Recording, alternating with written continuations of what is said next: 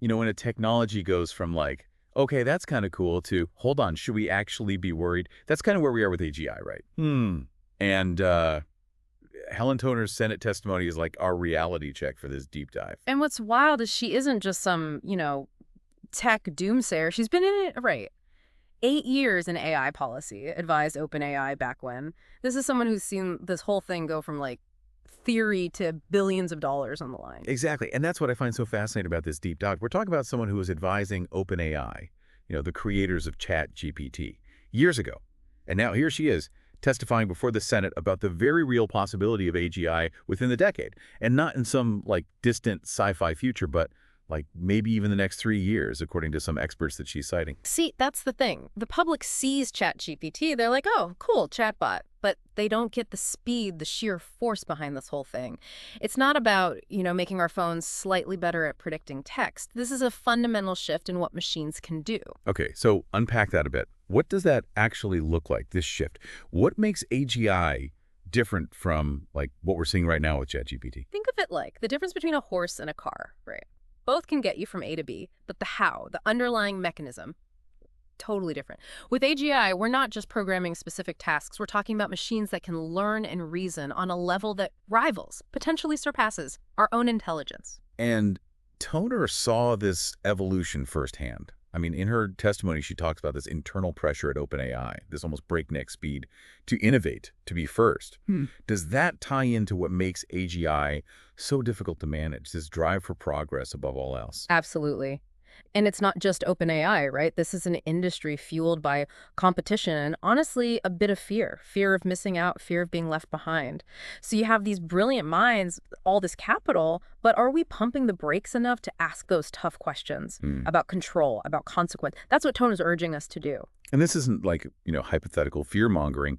Toner cites some pretty chilling statements, actually, from like tech leaders, people who are literally on the front lines of this technology. Didn't she mention something about like lights out? Right. Sam Altman, OpenAI's CEO, he's actually used the phrase lights out for all of us when he's describing, a potential worst case scenario with AGI. And it's not just him either. I mean, Toner's testimony, it brings up all these CEOs, all these AI experts, and they are deeply concerned, like genuinely concerned about what happens if we lose control, about unintended consequences, about creating something that we just can't rein back in. So, okay, it's like we're building this incredibly powerful thing, something that could even pose like an existential threat, and we don't even fully understand how to control it.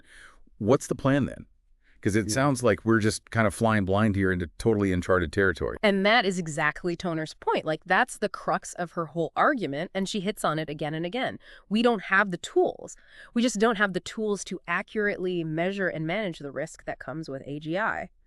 Think about it. Imagine if you were, like, building a skyscraper, but you had no way to test the strength of the foundation, no way to know if materials were actually stable. That's kind of what's happening with AGI right now. And it's not even just that we haven't figured out the right tests yet. Right. It's like Toner's saying we're fundamentally bad at even knowing what to measure in the first place when it comes to AI progress, let alone AI risk.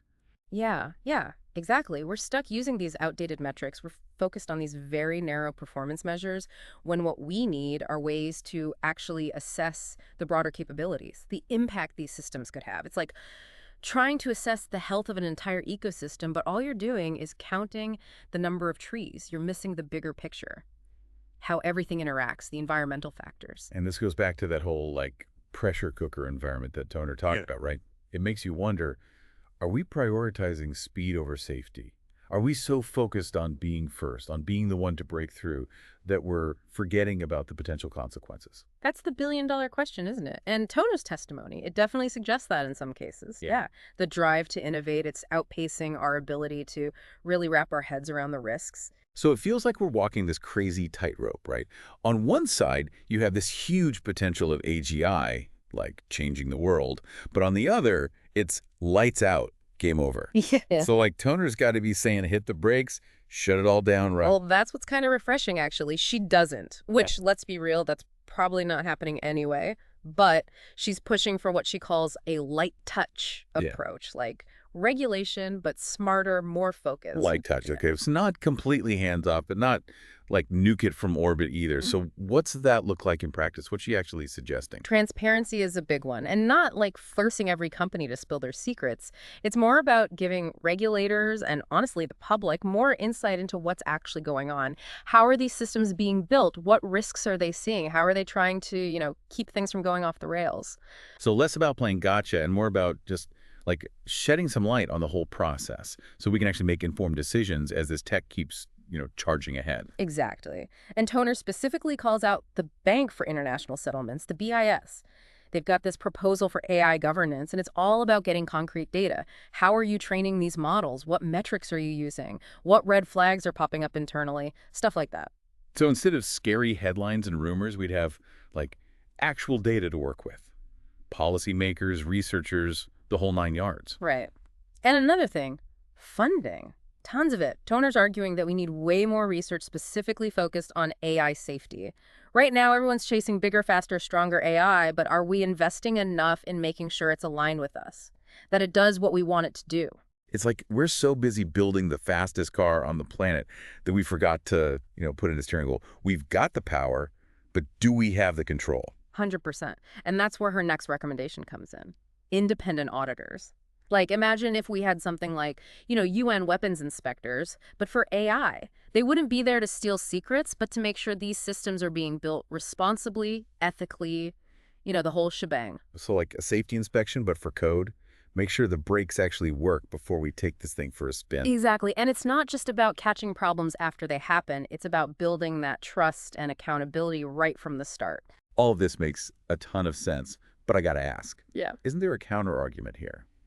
That by pushing for all this regulation, they're just going to stifle innovation. Yeah. That will fall behind, and China will just like run away with the whole AGI game. Yeah, and Toner tackles this head on in her testimony. She says, look, this whole fear of falling behind, it's a false choice. China's already regulating AI. They've got their own hurdles to clear. It's not one or the other, innovation or safety. We can and should be pushing for both. So where does this leave us? What's the one thing that really stuck with you from Toner's testimony, the thing that's going to keep you up at night? For me, it's her insistence that we need to be asking the tough questions, not just the techies, not just the policymakers, all of us.